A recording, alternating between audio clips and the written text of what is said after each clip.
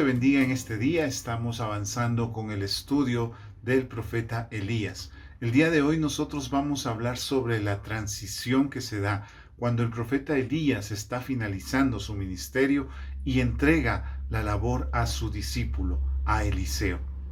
Y es justamente sobre este tema que queremos hablar, las transiciones. Cada uno de nosotros ha logrado desarrollar cierto tipo de habilidades, cierto tipo de procesos en su vida que son de bendición para el pueblo de Dios. Cada uno de nosotros ha servido en el ministerio de una u otra manera, pero llega un momento en el cual necesitamos nosotros hacer la transición, preparar a las nuevas generaciones para lo que se viene. Muchas veces nosotros nos eternizamos en el poder, nos eternizamos en nuestro ministerio y comenzamos a creer que somos los únicos capaces de hacer las cosas adecuadamente. Y es ahí, cuando comenzamos a tomar esta manera de pensar, que comenzamos a permitir que el ministerio se erosione. Comenzamos a permitir que el ministerio quite su enfoque de lo que es Dios hacia nosotros como los que representamos a Dios. Ese es uno de los grandes errores que se cometen muy a menudo en las iglesias.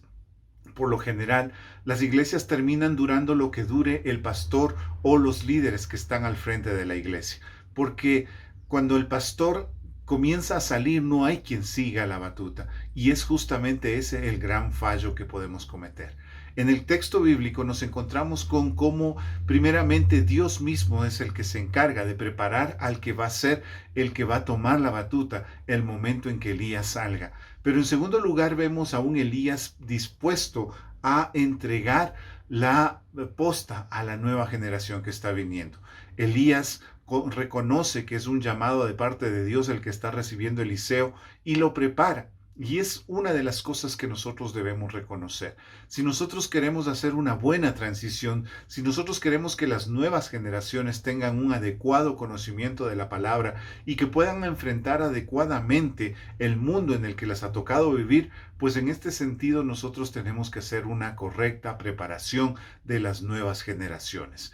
Elías prepara a Eliseo para la labor que se viene, para cuando él ya no esté. No quiere él quedarse con el cargo hasta el final. Él prepara todo lo necesario para cuando sea el momento adecuado partir y que Eliseo esté listo para poder recibir esta labor.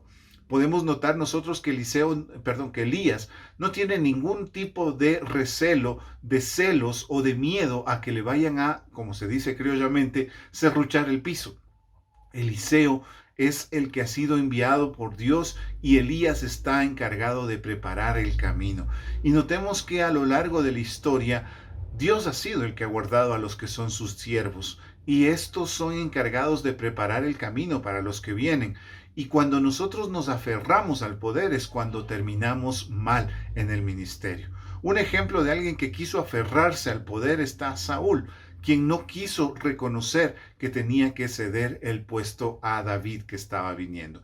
Y terminó mal en sus días. Pero en cambio, si vemos a un Moisés que supo preparar a Josué, nosotros vemos cómo Dios bendijo a Moisés y le supo dar todo lo necesario para seguir su camino hasta el final de sus días.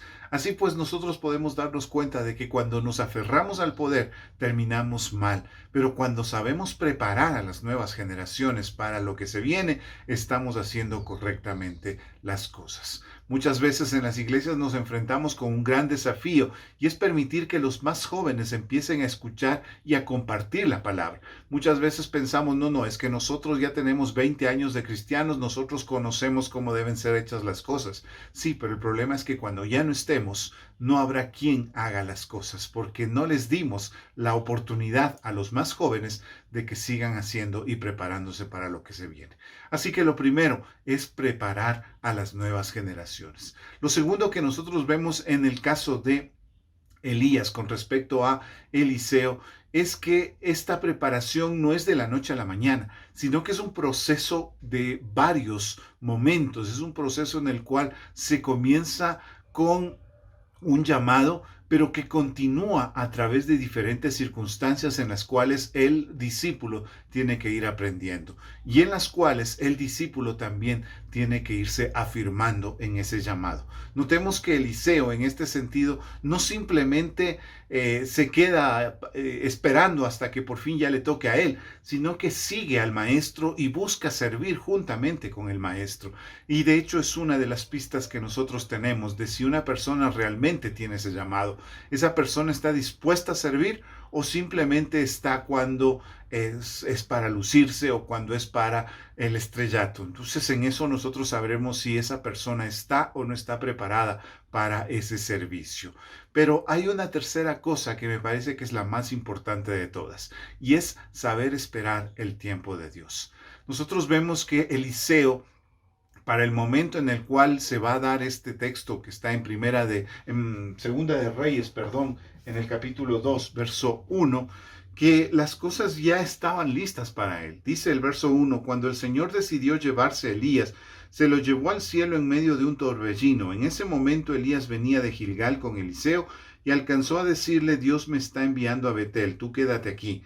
Pero Eliseo le respondió, juro por el Señor y por tu vida que no te voy a dejar. Así que los dos se fueron a Betel.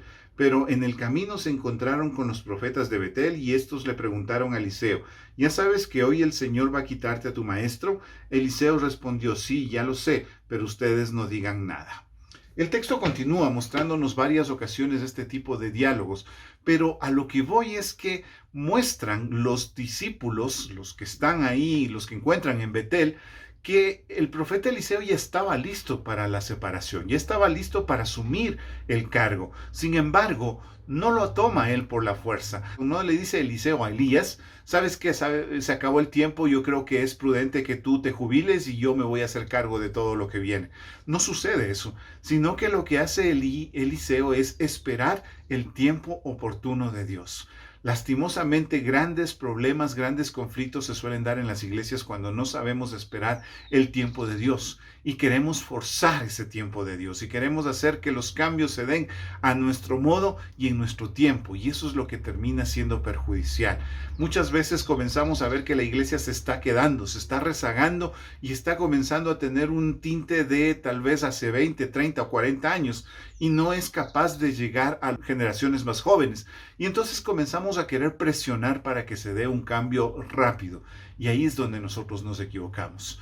Todo proceso que viene de Dios va en su tiempo y conforme a sus planes. Y en ese sentido nosotros debemos ser prudentes. Esperar el momento que Dios así lo determine. Y es lo que hace Eliseo.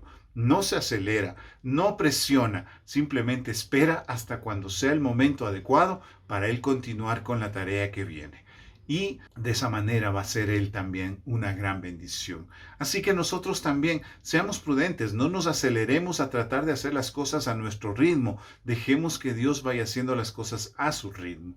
Y finalmente, una última cosa que quiero compartirte sobre el tema de la transición es que nosotros debemos buscar aspirar a ser mejores que nuestros maestros. Ese es el gran desafío que tenemos. Y más aún, en los tiempos que estamos viviendo. Si nosotros comenzamos a revisar cómo es la situación que se vive en nuestros países, en nuestro planeta, hoy en día, cada vez vemos que hay menos creyentes y cada vez vemos que la fe cristiana es más cuestionada.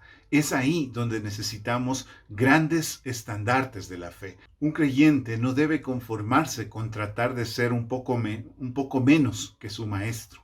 Tiene que esforzarse por ser mucho mejor que sus maestros, porque ese es el desafío que tenemos como cristianos, llegar a superar la medida de lo que nos fue entregado. Eso es todo un desafío y eso también muestra la confianza que tenemos puesta en Dios más que en nuestros maestros.